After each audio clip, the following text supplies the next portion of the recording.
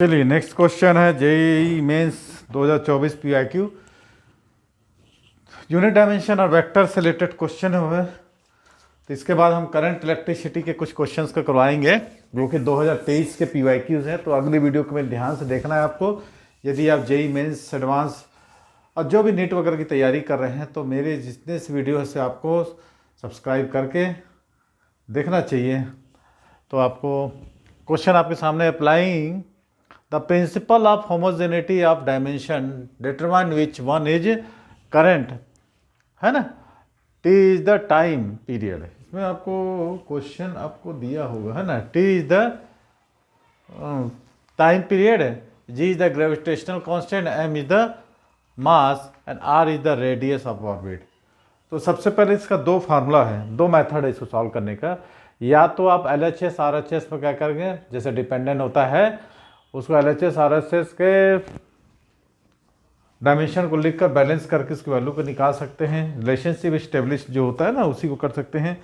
दूसरा, यदि आपको ग्रेविटेशनल चैप्टर आप आपने अच्छे से पढ़ा होगा तो टाइम पीरियड ऑफ सैटेलाइट, है ना, उसका यदि कोई सैटेलाइट क्या कर रहा है, रिवॉल्व कर रहा है ना, रिवॉल्व अराउंड द, मैंने किसी सन के चारों राउंड कर रहा है कोई प्लैनेट या सैटेलाइट, तो उसके लिए एक हमने फार्मूला देखा था जो कि मेरी वीडियो में आप जाकर देखेंगे।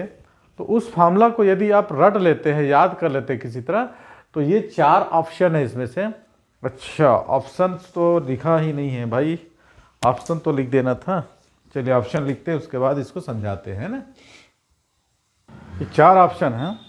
तो time period of planet revolving around the, time period of satellite लिख सकते हैं, time period for satellite revolve around the planet.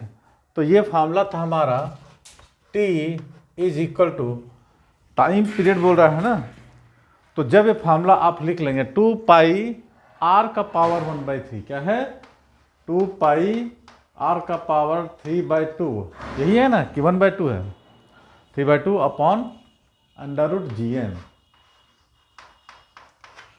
इस फार्मूले को तो याद रखा ही होगा, नहीं तो आप लेफ्ट और राइट साइड का डायमेंशन चेक करके आप लोग निकाल सकते हैं। फटाक से आप लोग स्क्वायरिंग कर दीजिए, स्क्वायरिंग करके आपके पास आंसर आ जाएगा।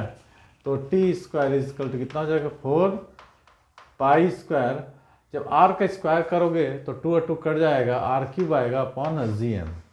सिंपल सा क्वेश्चन था ये।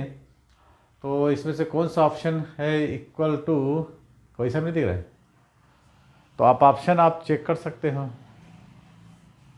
अच्छा, इसको 3 है ना, ये तो 7A है, 3 ये लिखते हैं। तो ये थर्ड ऑप्शन आपका इजियर हो गया। बस यही छोटा सा क्वेश्चन था, चलिए नोट कर लीजिए। तो इसको अपलोड कर देंगे यूट्यूब में, 3 मिनट का क्वेश्चन।